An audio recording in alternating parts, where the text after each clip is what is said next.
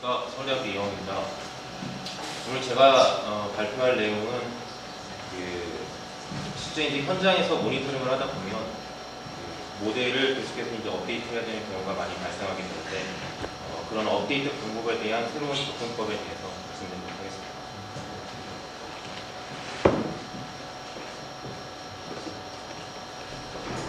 기존의 데이터 드리븐한 프로세스 모니터링 방법들을 정리를 해봤는데 일단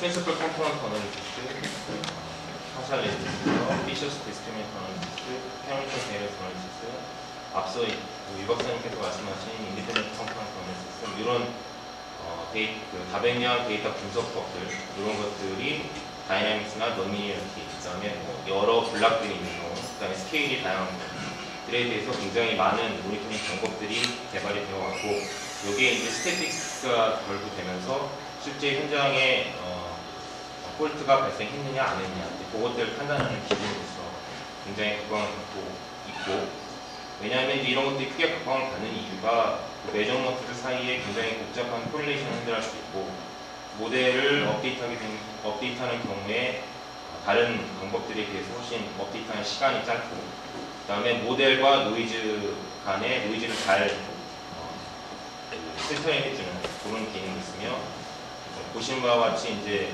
모니터링을 할 때 프로세스에 업셋이 발생하게 되면 어떤 변수가 주로 영향을 나타내는지를 보여주는 컨트리뷰션 클라우드 어널리시스가 굉장히 각광을 받고 있어서 인포메이션을 해석하기 굉장히 쉽다 이런 장점들이 있어서 사실 많이 이용이 되고 있는데 근데 중요한 건 이런 방법들의 가장 큰 문제가 프로세스에 따라서 틀리긴 하겠지만 굉장히 자주 업데이트를 해야 된다. 실제로 이제 인더스트리의 경험을 비춰보면 컨트롤 리미트를 벗어났는데 지금 현재 정상인지 비정상인지 판단하기 어려운 그러니까 결국엔 모델의 신뢰도를 굉장히 의심하게 되는 경우가 많습니다.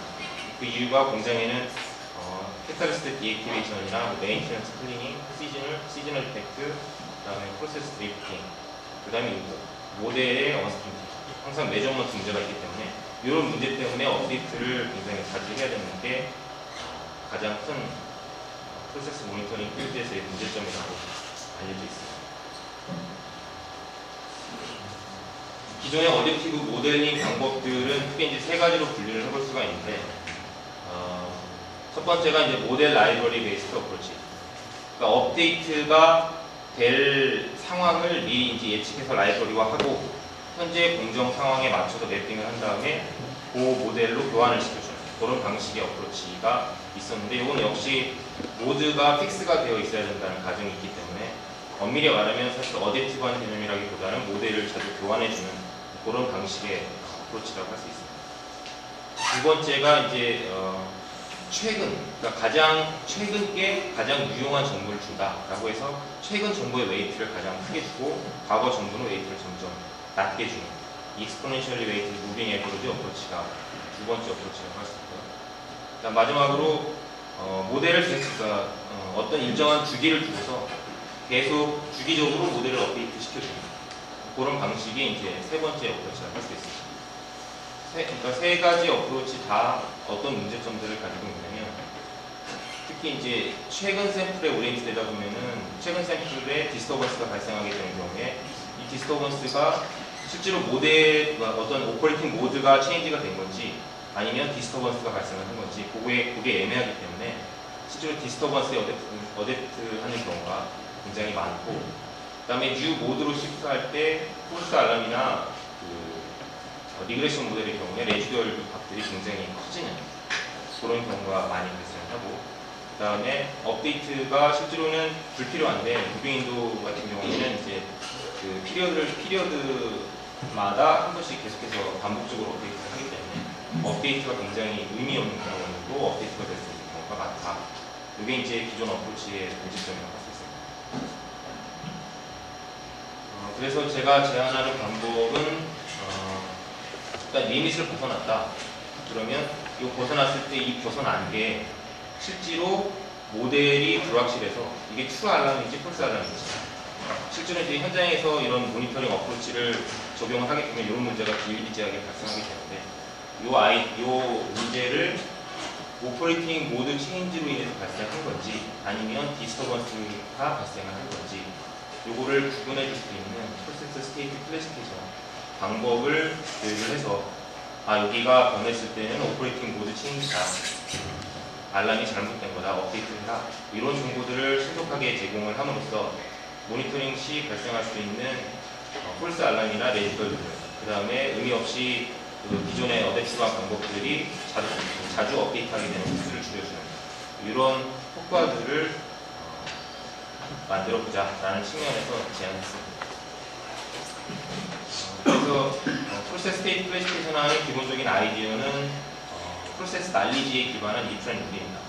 보시는 것처럼 데이터가 들어왔을 때 스태티스틱스를 모니터링을 통해서 아웃 오브 컨트롤이다 라고 한다면 이게 정말 아웃 오브 컨트롤인지 아닌지를 룰을 통해서 얘가 실제로 모드가 변경돼서 컨트롤 리밋을 벗어납니다, 아니면 디스터번스로 인해서 벗어납니다. 그것들을 룰을 통해서 판단을 하고 그 모드와 디텍션이 하나로 된다 라고 억셉트를 한다면 모드 체인지고, 그렇지 않으면 디스터번스, 이렇게 판단할 수 있는 간단하지만 굉장히 의미 있는 액션을 취함으로써 실제 모니터링 모델에서의 퍼포먼스를 굉장히 향상시킬 수 있습니다. 그래서 중요한 이제 키가 룰을 어떻게 만들 것인가 라는 게 이제 중요한데, 룰 제너레이션은 이렇게 두 가지 스텝으로 분류를 해서 설명을 드릴 수 있습니다. 첫 번째로 그 룰의 이제 기본 아이디어가 모드 체인지가 잘 디텍트되는 거는, 그러니까 모드 체인지가 발생하게 되는 경우는 실제로 현장에서 그렇게 많지 않다는 거죠, 디스터번스에 비해서. 그렇기 때문에 모드 체인지만 확실하게 분리해낼 수 있다면, 어떤 때 모드가 체인지된다 라는 것만 확실하게 디텍트할 수 있다면 그 외에는 디스터번스니까 아이디어는 모드 디텍션만 확실하게 룰로 뽑아낼 수 있게끔 하자라는 게 이제 키가 되겠습니다. 그래서 첫 번째 스텝은 팩터를, 주요 이제 모드 체인지 영향을 주는 팩터를 아이덴티피케이션을 하고, 그 다음에 그 팩터들이 체인지가 됐다라는 거를 디텍트해내고, 두 가지 스텝으로 룰을 제너레이션할 수가 있습니다. 그래서 주요한 팩터를 뽑아내면 프로세스를 간단하게 도식화해봤는데, 일단 프로세스의 변화라는 거를 정확하게 이제 인식을 하기 위해서는 이런 퀄리테티브한 모델인 SDG, 사인 다이어그램을 통해서 그 프로세스의 주요한 인풋 인자들이 무엇인가 라는 거를 끄집어내고, 결국엔 이걸 통해서 경험적으로 이제 그 오퍼레이팅 모드에 영향을 주는 사인 다이어그램에서 보통 이제 루트 노드들이 오퍼레이팅 모드에 영향을 많이 주게 되는데, 그런 주요 팩터들을 뽑아내고, 그 다음에 이 뽑아낸 것들이 실제로 모니터링 할 때 모드 체인지에 영향을 주는가 안 주는가를 검증하기 위해서 히스토리컬 데이터를 기반으로 해서 이 팩터들을 검증을 합니다. 검증을 하긴 하는데 이제 중간에 발생할 수 있는 문제가 요 안에 포함되어 있지 않는 팩터들이 나타날 수 있다는 거예요. 그래서 그런 팩터들을 기존의 그 히스토리컬 데이터를 통해서 검증을 해내고, 어떤 인자가 실제로 데이터 상에서 봤을 때 보면은 A라는 팩터를 통해서 과거 조 데이터를 통해서 확인해 봤더니 이런 공교롭게도 하나의 팩터에 대해서 이렇게 데이터로 봤을 때 두 개로 분리되는 경우가 발생을 한다 라고 하면 이 두 개 차이에 영향을 주는 어떤 에디셔널한 팩터를 define 최종적으로 모드에 영향을 주는 팩터들은 다음과 같다, 이렇게 이제 팩터들을 뽑아낼 수 있는 방법입니다. 뽑아낸 이제 팩터들의 체인지를 디텍트하기 위해서 제가 도입한 거는 메디안 필터랑 컴바인한 로스트 큐썸 알고리즘입니다. 그리고 이 큐썸 알고리즘의 체인지 디텍션에 대한 디스터번스를 제거하기 위해서 그 팩터별로 발생할 수 있는 디스터번스를 아이덴티케이션한다. 예를 들면 피드의 플로우 레이트, 결국엔 어떤 그 프로세스의 모드를 결정하는 게 이제 피드 플로우라고 한다면, 피드 플로우 레이트에 발생할 수 있는 디스터번스들을 미리 아이덴 해놓는다. 왜냐하면 그 주요한 모드 체인지에 영향을 주는 디스터번스들은 제거를 해야 실제로 미싱 해가지고 그 모드 체인지 디텍트할 것들을 제거할 수가 있습니다. 그래서 이런 두드러지게 디스터번스 발생하는 것들을 아이덴을 하고, 그 다음에 이제 멀티플 팩터, 다양한 팩터의 서로 인터랙션을 갖게 되는데, 그런 경우는 SDG에서 포절한 릴레이션십을 통해서 주요한 팩터의 변화가 다른 팩터에 영향을 안 주고 정말 변화가 있었는지 없었는지 판단할 수 있는 그런 판단력을 향상시키기 위해서 SDG에서의 포절 릴레이션십을 이용을 했습니다. 그래서 룰은 다음과 같이 어떤 팩터가 변한 팩터, 그 다음에 이 팩터가 실제로 이펙트가 있었고, 그 다음에 디스터번스에 영향 없었다 라는 룰로서 간단하게 오퍼레이팅 체인지를 확인해 볼 수 있는 모델 가능했습니다. 그래서 이와 같은 프로세스 스테이트 아이덴티피케이션 방법을 포함을 시킨 어댑티브 데이터 드리븐 모델링 프로시저를 다음과 같습니다. 데이터를 수집을 해서 프로세스나 퀄리티 모니터링을 하고 컨트롤, 아웃 컨트롤이라고 한다면 스테이트가 어떤지, 모드 체인지다라고 하면 모드 체인지는 시점부터 이제 업데이트가 들어갑니다. 초반에는 데이터가 없기 때문에 스케일링 파라미터에 의해서 업데이트만을 하고 스테이트가 디텍트된 후에 데이터가 어느 정도 모이면 아웃라이어 재반단을 모델링을 합니다. 이런 구조로 어댑티브한 데이터의 드리븐 모델링 프로시저를 할 수 있습니다. 본 방법을 모드 체인지가 굉장히 많은 것으로 알려져 있는 저희 공장, 그 중에서도 크루드 오일의 변화에 따라서 굉장히 민감하게 조업이 되고 있는 파이어드 히터에 대해서 적용했습니다. 파이어드 히터는 보시는 바와 같이 크루드 오일이 히터 안으로 공급이 돼서 나가고 이 다운스트림 쪽에 메인 디스트랙션 칼럼이 있습니다. 칼럼 속에 맞는 힛 듀티, 그러니까 트위팅 시키는 그런 역할을 수행하고 있고, 히팅을 시키기 위해서 가스랑 오일이 하이브리드로 들어가고 연료가 들어갑니다. 열을 해소하기 위해서 에어프리터가 이런 구조로 되어 있는 프로세스입니다. 그 룰은 이제 앞에서 제안한 그런 방식에 의해서 총 4가지로 디파인을 했고, 각각 룰을 살펴보시면 크루드 오일의 아웃렛 템퍼처의 세컨트, 이건 결국에는 히터의 아웃풋으로 나가는 프로덕트의 스펙이라고 할 수 있겠죠. 프로덕트 스펙 쪽에 관련된 것이 하나, 그 다음에 크루드 오일의 피드 덴시티, PT의 부하 쪽에 관련된 것이 있고, 그 다음에 크루드 오일의 피드 플로우 레이트, 퓨얼 덴시티, 4가지 정도가 프로세스 히터의 모드를 바꾸는 데 주요한 영향을 미쳤다.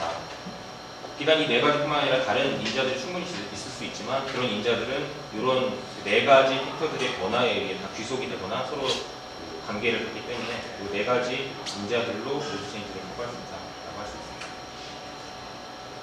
그래서 이건 이제 클래시피케이션의 결과, 아까 룰 1, 2, 3에 대해서 본 건데, 지금 셋 포인트 체인지, 피드 덴시티, 피드 플로우 레이트가 변화된 것을 보여주고, 각각에 대해서 모드랑 디스터번스, 파란색이 모드 체인지가 되고 빨간색이 디스터번스가 됩니다. 이 가운데에 있는 게 리커시브한 어프로치를 통해서 데이트한 거고, 이건 이제 제가 제안한 어댑티브한 모델링 어프로치 중에서 보시는 바와 같이 리밋을 벗어나는데 사실은 모드가 디텍트되기 때문에 벗어났지만 이거는 폴스 알람이 됩니다. 실제로는 컨트롤 리밋 안으로 들어와야 돼요. 똑같이 룰 2에서도 리밋이 벗어났지만 이거는 모드 체인지에 의한 것이다. 폴스 알람이 됩니다. 결국에는 우리가 제안한 방법에 의해서는 안으로 들어갑니다. 이런 식의 이제 효과를 프로세스 데이터 클래시피케이션을 통해서 얻을 수가 있습니다. 그래서 테스트를 총 이제 3달 동안의 테스트 기간을 거쳤는데, 모드 체인지가 23개가 있고 디스터번스가 43개가 있습니다.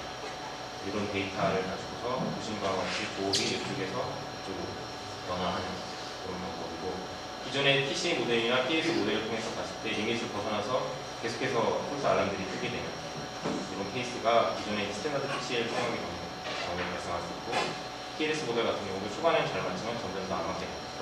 그래서 어댑티브한 방법이 반드시 필요하다라는 것이고, 이거를 해결하기 위해서 이제 기존의 리커시브한 방법과 제가 제안한 방법 2가지를 비교했습니다.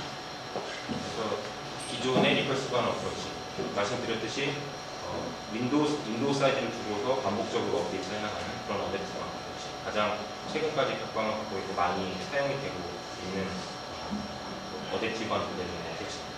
그거랑 제가 제안한 방법, 타입 1 에러, 그러니까 폴스 아다인 정도, 비정상인데 정상이라고 판단할 그런 확률이 16.5% 정도가 됐고, 그 다음에 저희가 제안한 거는 2.9%. 타입 2 에러는 디스터번스가 거의 양쪽에서 다 디텍트가 잘 되기 때문에 비슷하고, 특히 이제 모델 업데이트하는 타임이 이 경우에는 이제 그 스테이트 클래시피케이션에서 모델 체인지가 발생했을 때만 업데이트하기 때문에 기존의 리커시브한 어프로치에 비해서 업데이트 횟수가 확연히 줄어드는 것을 볼 수 있습니다. 마찬가지로 PLS 모델에 대해서도 기존의 리커시브한 방법이랑 제가 제안한 방법 이 체인지들 하나씩 체인지되고 있는 것들이 이제 업데이트 횟수가 되는데요. 보시면 업데이트 횟수는 29건, 16건 확 줄어들고 있고 프레디션 퍼포먼스도 4.5에서 4.94. 특히 모두 체인지가 일어나는 부분에서 퍼포먼스가 훨씬 더 좋아질 수 있습니다. 제가 제안한 방법은 이제 온라인 프로세스 클래시피케이션 방법을 이용해서 어젝티브하게 데이터 드리븐 모델링을 하고 이것들을 통해서 결국에는 모니터링 퍼포먼스를 향상시킬 수 있다라는 걸로 그러면 매듭에서 마치겠습니다.